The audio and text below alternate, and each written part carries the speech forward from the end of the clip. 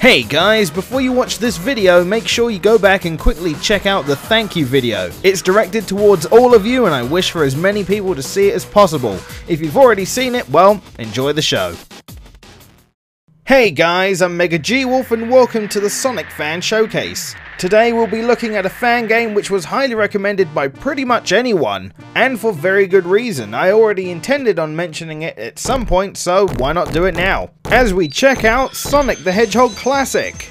This is seriously one of my favourite fan games on my list, purely because of how much more work has been put into this game. You have people which go out and make Sonic fan games, and they make basically just the simplest of Sonic games. Start from the beginning, get to the end, game done. What really impresses me is when someone takes the extra amount of time to add hidden unlockables, hidden extras, and all this other useless stuff essentially, just to add to the gameplay. The game takes place right after Sonic & Knuckles, where the Death Egg has crashed, returning you to South Island. It's now up to you and your friends to finally get rid of the Death Egg once and for all. Blah blah blah, get Chaos Emerald, Sonic game done. That's pretty much how the story goes anyway. Now of course, what's the first thing that always hits me as soon as I start up one of these games? It's the way it looks, and this one definitely looks good. The art is crisp and colourful and very pretty to look at. Lots of sparklies everywhere, I like me some sparklies.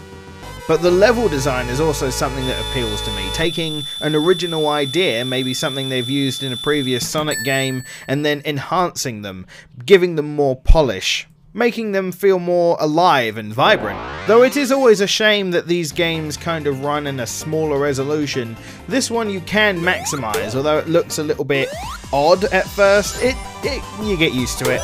The game has quite a few levels in it. The first one we saw was Hazy Hills, you're seeing Crystal Caverns now. Others on the list we have Luster Lake, Dusty Dunes, Aqua Arena, Gigalopolis, the fuck? Robot Rave and Death Egg. Gigalopolis. Okay, I think I got it. Psst, hey, by the way, Dusty Dunes? Yeah, play that and tell me that isn't Sonic 4, Episode 2. Despite the lack of oil. From what I've gathered from the feedback of previous games I've showed off, it seems that what I thought were good physics and how Sonic controlled was apparently very floaty. And to be honest, if that's how you felt, you might not get on with this one so well. And that could have something to do with the engine. Now, I'm not 100% sure if this game in particular runs off it as well, but you may notice a common trend in fan games I show off is as they open, they will say Sonic Worlds. Sonic Worlds seems to be the overall base for these, or at least a majority of these Sonic fan games, and then they just kind of build the levels and the art around it. I'm not sure if this one's built on the Sonic Worlds engine, but I'm pretty sure it's not, as there's some more advanced things with it. I'm not really going to explain much now, so link in the description if you want to know more. But I mean, overall, I don't mind how it feels. Just seems some people don't like the floatiness of what I'm seeing as okay controls. When it comes to the music department, it's using all of the same Sonic tracks we know and love, but all of them nicely remixed to give it that fan-made feeling, I guess. I mean, it's a standard Sonic fare, really. I can't say it doesn't fit in. The game has 3 characters for you to choose, Sonic, Tails, and Knuckles. And as I said, there are a ton of unlockables, and that's due to the challenge mode.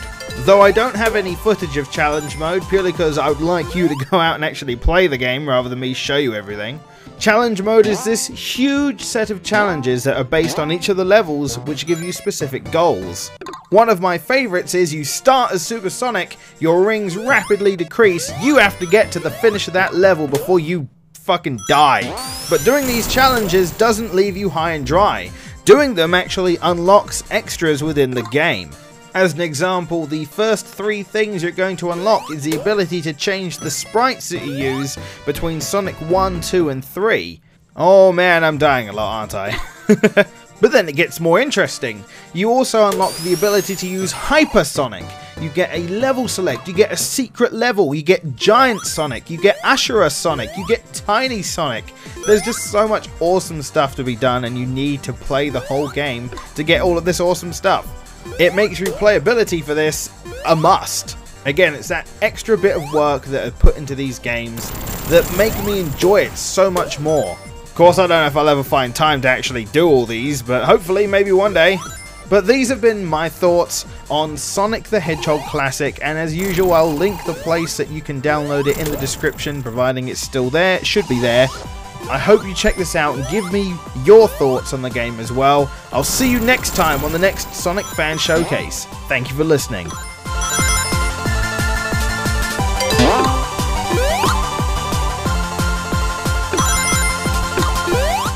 Everything about this game is great. Sonic the Hedgehog Classic is great. The music and graphics of the game are great. This game is great, and you should download it, because it's great.